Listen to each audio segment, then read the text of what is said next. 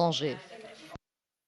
Dans un tout autre chapitre, Rachid Ben Aissa poursuit sa visite de travail en France. Le ministre de l'Agriculture s'est rendu hier au Salon de l'Agriculture de Paris. Il a eu également des entretiens avec des responsables français. Chaf Blaouchet. Renforcement des relations économiques liées au secteur agricole, refonte du système agricole en Méditerranée et structuration par filière de la coopération bilatérale dans le domaine de l'agriculture. Ce sont là les trois axes majeurs au cœur des entretiens qui ont réuni Rachid Ben Aissa et son homologue français Stéphane Le Foll. Une coopération avec un cahier des charges qui allie performance et écologie. Ça porte à la fois sur la question de l'enseignement, sur la question de la recherche et sur aussi une dimension qu'on appelle l'agroécologie, c'est-à-dire comment on fait pour arriver à développer la production tout en préservant l'ensemble des ressources nécessaires à la production agricole, c'est-à-dire l'eau et les sols. C'est très important. Donc la France s'est engagée dans un projet et on a acté ensemble l'idée que sur ce projet, on allait mener aussi une coopération. Côté algérien, le concept d'agroécologie semble séduire et répondre aux exigences fixées par la politique du renouveau agricole et rural adoptée par le gouvernement. Le renouveau agricole et rural a ouvert d'énormes perspectives aux acteurs.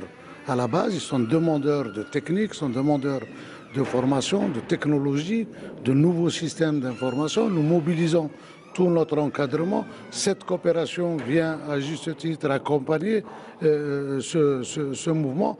Pour ce faire, une commission mixte verra le jour en avril prochain afin d'étudier les mécanismes à mettre en place pour la transformation de l'agriculture et les itinéraires techniques, scientifiques et pratiques pour aller vers une agriculture performante et plus durable. Faire converger nos réflexions, mais aussi les exemples pratiques de terrain qui sont déjà en place pour convaincre nos agriculteurs, convaincre mais aussi les agents de développement, les chercheurs, de l'intérêt de s'acheminer vers cette orientation. Sur le terrain, les opérateurs algériens qui ont accompagné Rachid Ben Aissa n'ont pas chômé. Plusieurs projets de coopération sont en cours de mise en place dans différentes filières, telles que la filière bovine. Nous avons convenu d'identifier un site où il y a des activités complémentaires avec l'accompagnement sur un partenaire, développer toute la filière et structurer cette filière en amont et en aval, juste sur les aspects également de valorisation des produits. Donc toute la filière, et ça se fera certainement avec autour des éleveurs privés également. Deuxième élément, également un domaine d'intérêt très intéressant en matière de valorisation des produits maraîchers. Nous avons toute une infrastructure, ça se développe chez nous et je sais que pour le partenaire français, il y a beaucoup d'expérience dans ce domaine et c'est un domaine d'intérêt également très partagé. La transformation des céréales chez nous, par exemple, c'est notre amont naturel.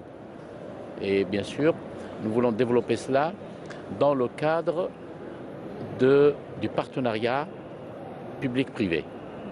Et donc nos amis français n'étant pas au courant des nouvelles dispositions prises par notre gouvernement, nous les avons informés de cela.